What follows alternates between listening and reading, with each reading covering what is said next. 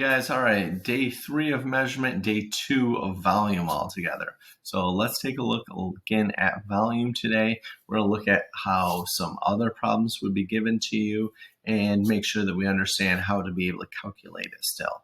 So today's problem, if you already looked at, which you should have since this is slide 2 anyway, when we look at it, it says find the volume of the shapes below.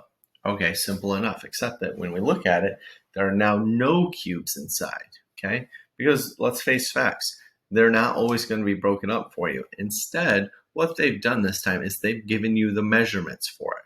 So they've already measured it for you, and that's the same thing as what you did when you had to just go through and you had to count out how many units there were on each side. So they've already done part of the work for you. And really, they've done the part that you probably were messing up on the most yesterday anyway, because most of you made little mistakes counting it and then multiplied with the wrong numbers. So having this done should make this extremely easy in comparison to yesterday.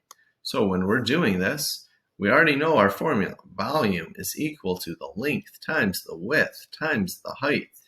I just plug in my numbers, 3 times 4 times 8, and then I multiply.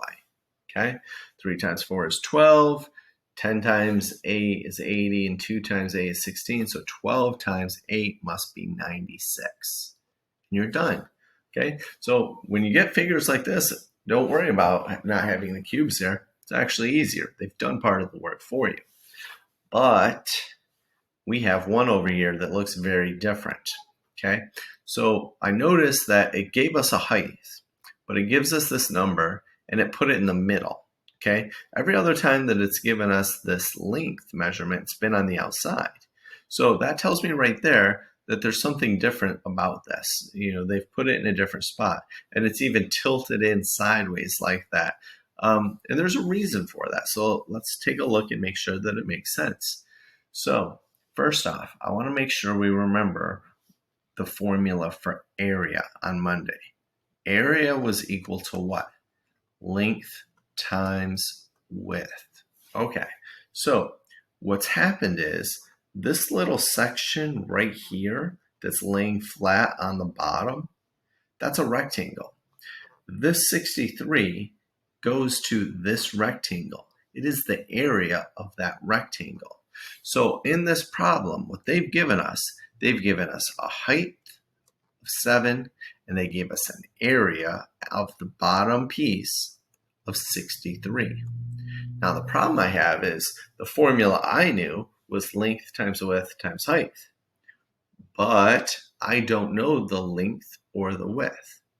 But the reality is, does it really matter? I mean, does it matter what those are? Because think about it, over here in this formula, length times width right here is the same as the area. All you're going to do is just multiply them together anyway.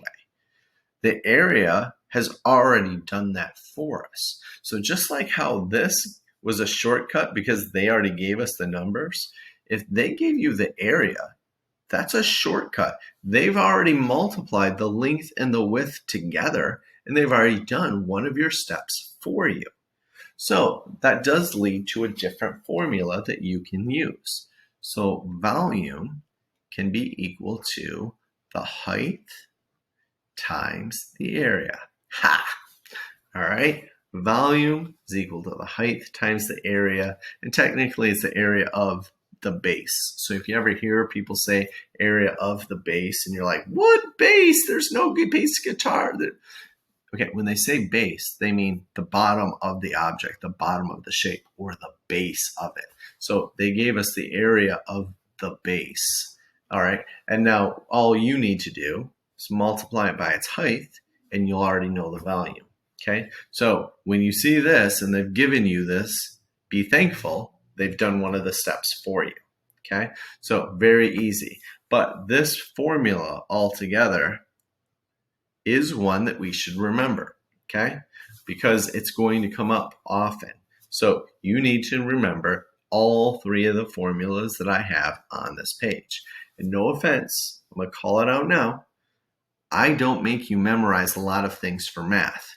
Yes, you should just know your multiplication facts, but let's face facts. You were supposed to memorize those in 3rd grade. Okay. Outside of that, there are very few things I make you memorize in math. These 3 formulas are one of the few things you just have to have memorized. You just need to know it. Like you need to know that a dozen is 12. You need to know that the area is equal to length times width. The volume is either equal to the length times the width times the height, or that the volume is equal to